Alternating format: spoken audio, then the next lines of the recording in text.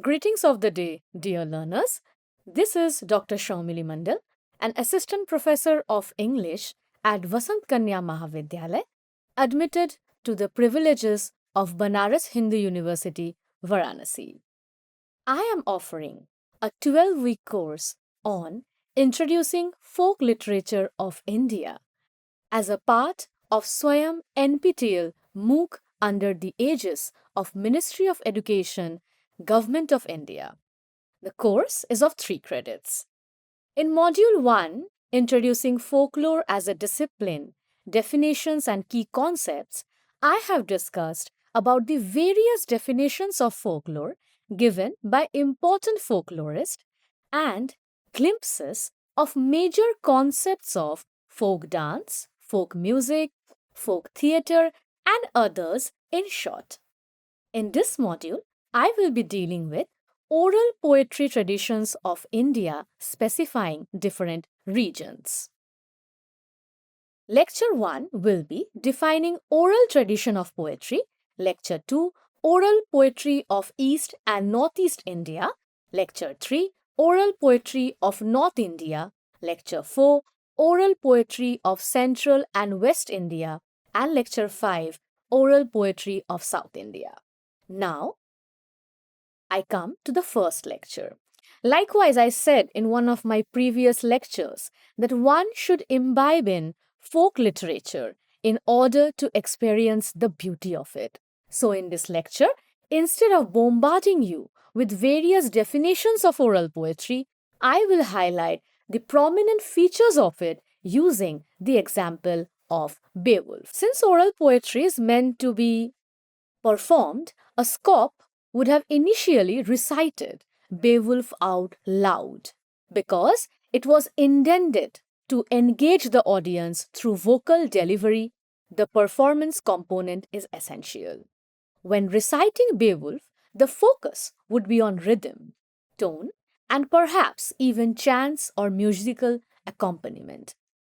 Beowulf was one of the earliest epic poems, composed around 8th century, and relates with events occurred early 16th 6th century. It narrates the tale of the hero Beowulf who defeats the monster Grendel and Grendel's mother to assist the king Hrothgar. For instance, in oral renditions of Beowulf, the poem's rhythm and alliteration would have been crucial. Alliteration is used, for example, in lines like Grendel's grief and battle brave Beowulf to produce a rhythmic flow that would help the poem be remembered and make it more interesting when read aloud. Mnemonic devices are used extensively in oral poetry to help the performer remember long stories and to help in memorization. Alliteration, repetition, and formulaic expressions are some of these techniques that help the poetry be easier to memorize. Also, a society's history, morals, and cultural identity are frequently preserved through oral poetry. The value of honor, loyalty, faith, and warrior culture are just a few of the many themes in Beowulf that reflect the Anglo Saxon worldview. The poetry transmits these ideals, which were fundamental to the society of the day. For instance, Beowulf frequently highlights the value of reputation, ancestry, and legacy. Much of the poem centers on Beowulf's wish to become famous for his valiant exploits because he is acutely aware that his actions will be. The poem emphasizes that one of the most crucial facets of a warrior's identity is their reputation, which is derived from oral tradition. So every man should act, he be a warrior or a king. Oral poetry is more adaptable and subject to change through the time because it is transmitted through performance. Oral poetry is less fixed than written versions since the performer may change sections of the story depending on the audience, the situation, or their own style. For instance, even though Beowulf is in writing, it was probably part of a broader oral tradition which means that various storytellers may have changed certain aspects of it, particularly during lengthy performances.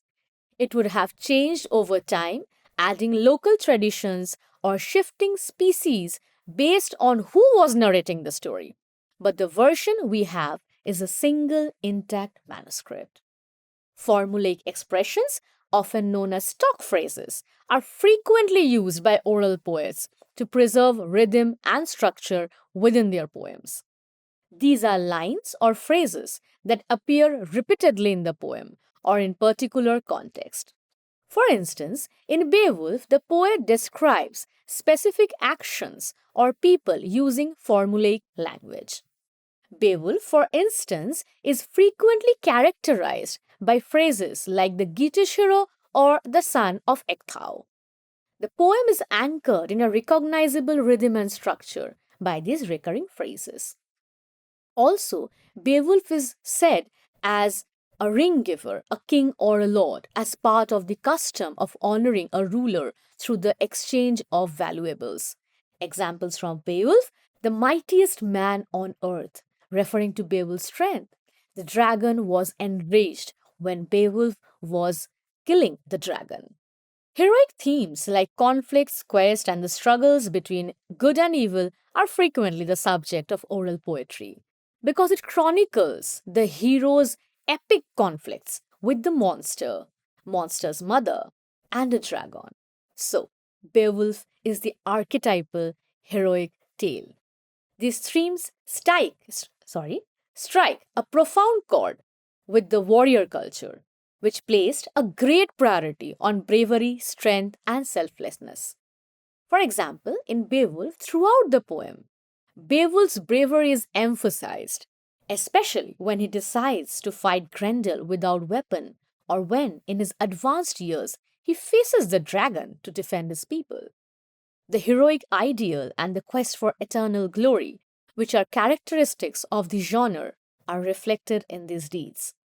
Another feature of the oral poetry is exaggeration.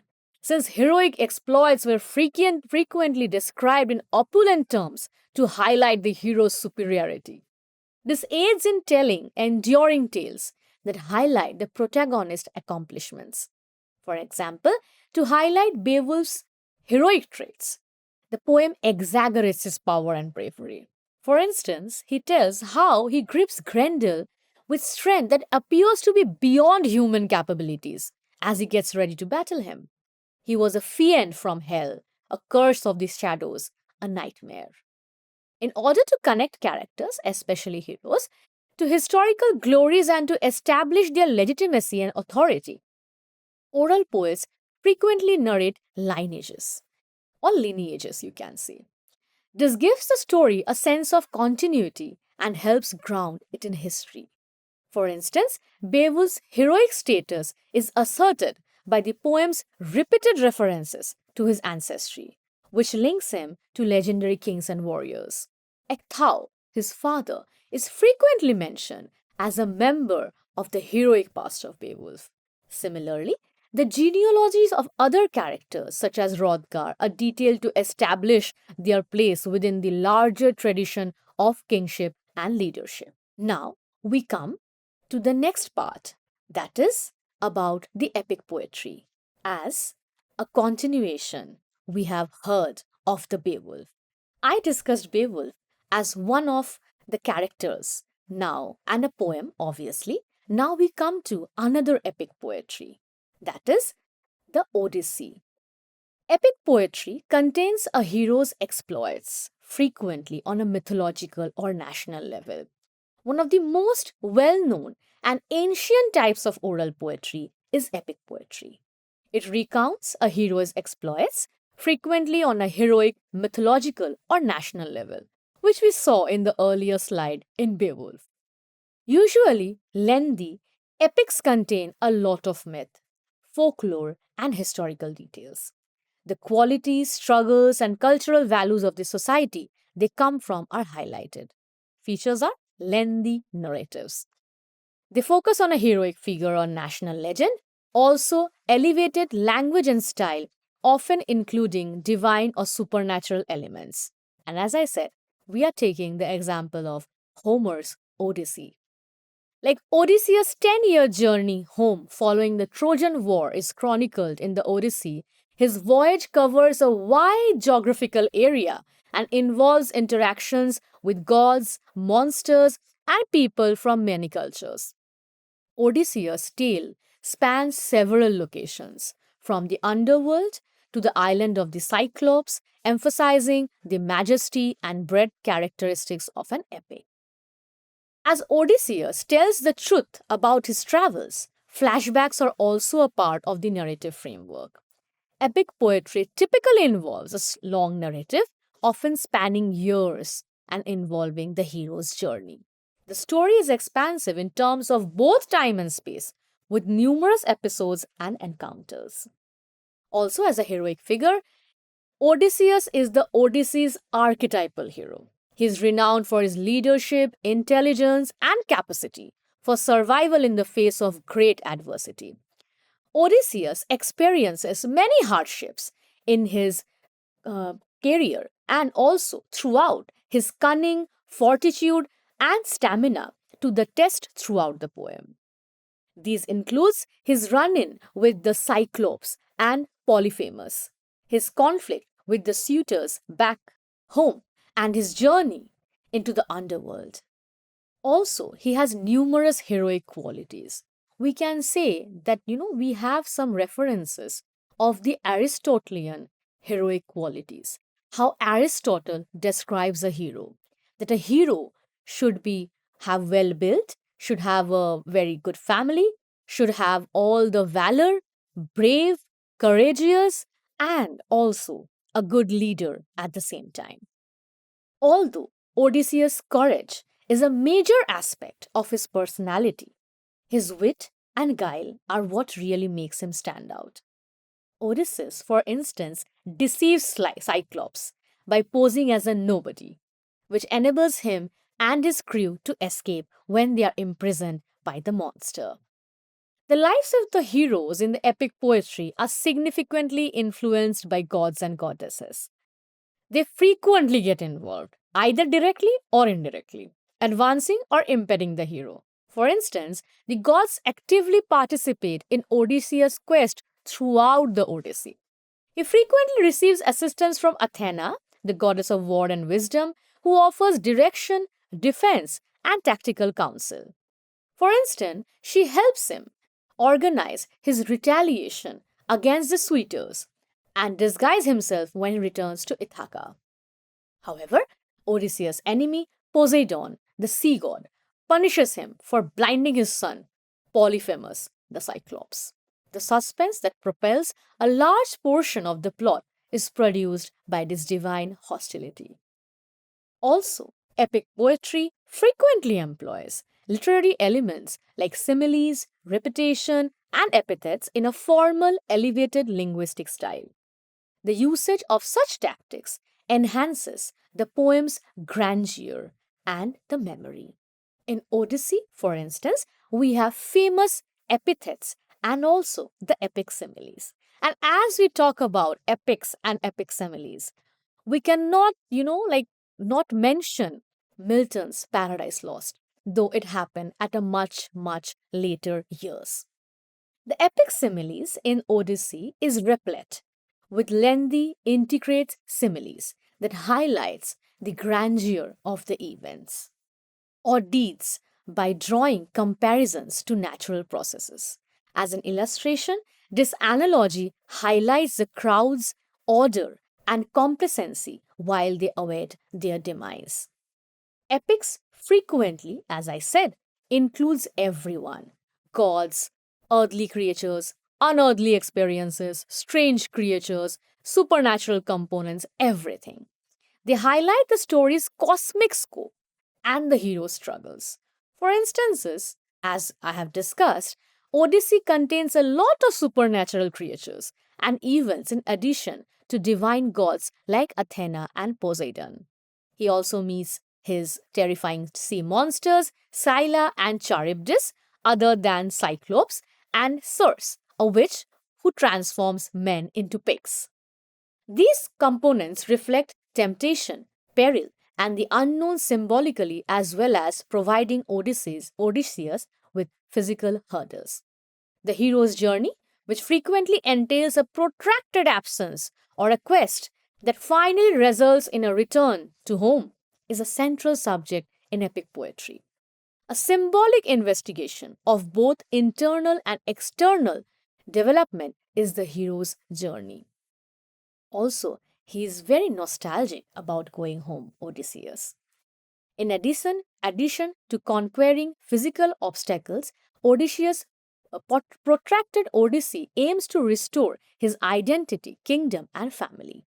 He returns to Ithaca after the Trojan War, where his son Telemachus and his wife Penelope are waiting for him.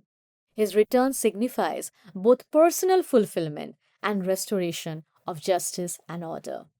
Epic poetry frequently expresses moral and cultural ideals that are fundamental to the civilization in which the epic was written. Bravery, royalty, honor, hospitality, justice, and piety are a few examples of these qualities. In Odyssey, we have hospitality, that is xenia. The Greek word for hospitality, xenia, is one of the main themes of the Odyssey.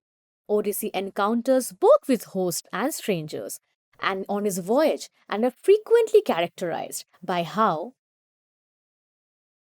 successfully they hold the guest dynamic. The norm is broken, for example, by the Cyclops Polyphemus, who traps Odysseus and his men rather than extends hospitality, ultimately leading to his demise. The Phoenicians, on the other hand, greet Odyssey and assist him in getting home, demonstrating excellent hospitality. In the next slide, we are going to talk about a ballad. A ballad refers to a traditional narrative song or poem that tells a story, often passed down orally or over generations. These ballads typically have a simple repetitive structure and can deal with themes of love, tragedy, heroism, or historical events. Ballads are narrative songs and also poetry that frequently center on single incident or a sequence of connected incidents. The story of love and sorrow, I have taken here an example, The Unquiet Grave, is tragic and straightforward. It shows a distraught woman who laments her lover's dying but is adamant on sticking by him despite his passing. The woman's grief, her chat with her lover's ghost, and her promise to grieve forever form the ballad's distinct narrative arc. For instance, in the opening stanza of the poem, the woman bemoans her loss. At the end of the ballad, the sorrow is highlighted by the repeated vow to weep at his grave till the day she passes away. The straightforward yet the moving tale is told. One characteristic of ballad is repetition. It highlights the poem's emotional depth in addition to adding a melodic or rhythmic element. The poem's main idea is reinforced by the repeated phrases and refrains, which also make it simple to remember. For instance, The Unquiet Grave emphasizes the women's sadness and dedication by repeating the phrase, I will do as much for my true love as any young bride may, in the chorus. Her dedication to grieving her lover's passing feels solemn and unwavering because of this repetition, which heightens the emotional effect of her grief. Here I have attached the photo of one of the very prominent person who used to collect these ballads and take it in an editorial form. Now it's up to you that you will guess the name of who the person is in the photo. Okay. So generally speaking, the ballads use straightforward language that is easy for listeners to comprehend and interact with. The poem's emotional substance is given the opportunity to shine because, to this simple manner, as an illustration, the lyrics are straightforward and uncomplicated, such as, The wind doth blow today, my love, and a few small drops of rain. The listener may instantly understand the speaker's anguish and grief from the words. It doesn't require complicated interpretation. The emotional impact of the loss is felt more instantly and universally due to the word's simplicity. Usually, a ballad concentrates on a specific incident or point in time. The main subject of The Unquiet Grave is the woman's subsequent period of grief as she considers her love and loss. Just the immediate grief and contact with the lover's spirit. No extraneous subplots or distractions. As an illustration, the song or the poem depicts a straightforward, narrow narrative. The woman's dialogue with her lover's ghost and her resolve to remain faithful to him. This one pivotal emotional moment is the focal point of the entire ballad. Next, we are coming to another oral form of poetry, that is elegy. The Spanish romancero traditions, Romance del Prisionero or the Prisoner's Ballad, is a well known example of an oral elegy in Spanish. And what is an elegy? It's a type of poem that consists of lamentation, sorrow, and mourning.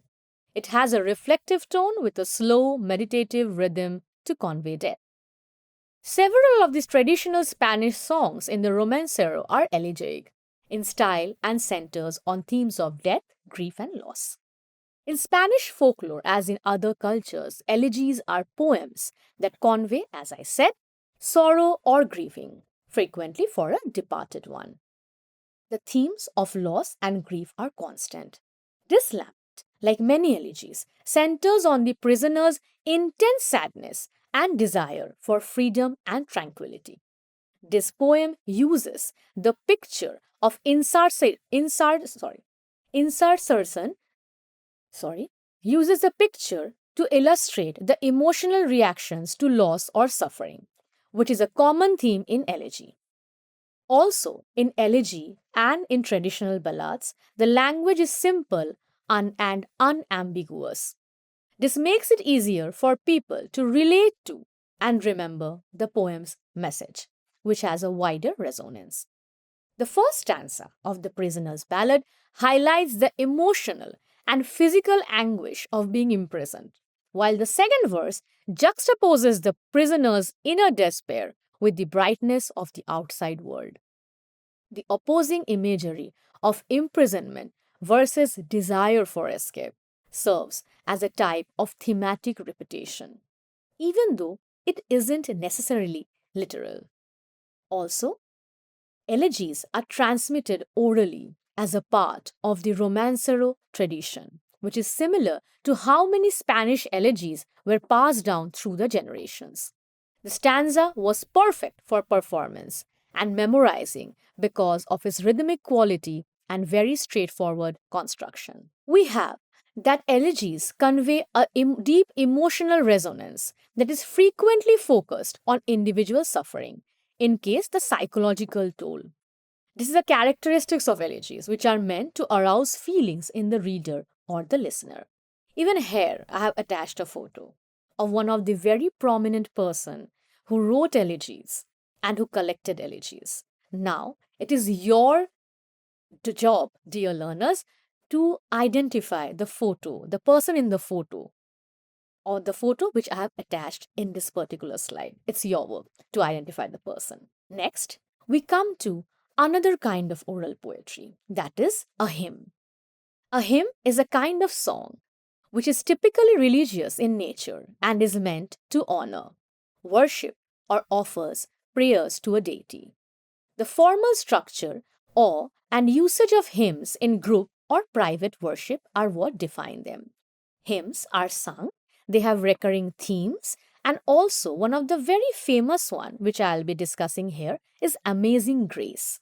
It is one of the most well-known Christian hymns written by John Newton in 1772. Here I have attached the photo of John Newton. Has all the features of a traditional hymn. The song emphasizes themes of transformation, salvation, and redemption while praising God's grace. It places a strong emphasis on individual transformation and the pardon that comes from divine mercy. The hymn is composed of verses with a chorus that is repeated. After every line, the refrain, Amazing Grace, how sweet the sound, is repeated. reiterating the hymn's main point. Also, it is commonly sung or recited during worship sessions, and church services when it is used as a way for people to show their faith and join together in giving thanks to God. The use of lyrical and formal language, such as "that saved a wretch like me" and "how precious did that grace appear," emphasizes the solemnity and reverence characteristics of hymns. Also, in congregations, people can easily join to sing the hymn together because the chorus is repeated throughout. Also, as I said, hymns are repetitive, and emphasis on individual redemption and the overwhelming sense of thankfulness and wonder is described in a contemplative and poignant tone. They seek to provoke profound spiritual contemplation and are known for their emotional depth. Next, we come to idyll, another form of oral poetry. An idyll is a kind of poetry or prose that represents a tranquil, romanticized vision of nature, the countryside, or a calm, easy life. They offer a peaceful, beautiful picture of existence that is divorced from the difficulties or complexities of the real world. Even though the word idyll or idyll is typically used to describe literature, it also romanticizes rural life, can nevertheless convey this mood orally. I have taken here an example of an oral idyll, that is, the Ballad of the Green Bough, a traditional folk poetry from various cultures that expresses a longing for peace and beauty found in nature, often reflecting the idealization of a simple life. The tranquil and contented life found in nature is emphasized throughout the lyric. With trees, birds, and flowers all around, the river provides the protagonist with peace and tranquility. The songs or the poem's lyrics portray a straightforward, easygoing life in balance with the natural world. Also, the protagonist of the song or the poem is a regular person who finds serenity in small activities like strolling in the field. They are neither heroic nor fanciful. The appreciation of the title or the little serene moments in life are mentioned with no reference to any significant occasions. Despite the song's generally serene tone, we can say, the lyrics have a contemplative element as the protagonist finds solace in nature, which raises the possibility that they were running from something more problematic in life. The hint of nostalgia or adversity is common to many idylls. Also, the picture of the river, trees, birds, and flowers, all natural elements, is at the heart of the poem.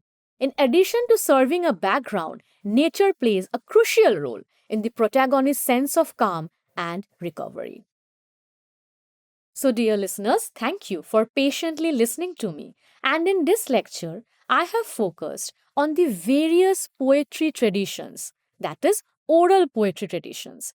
And in the coming lectures, I'll be discussing about how I have specified oral poetry traditions in India according to the different regions and how they have played an important part in our lives and are still recited till now. Thank you.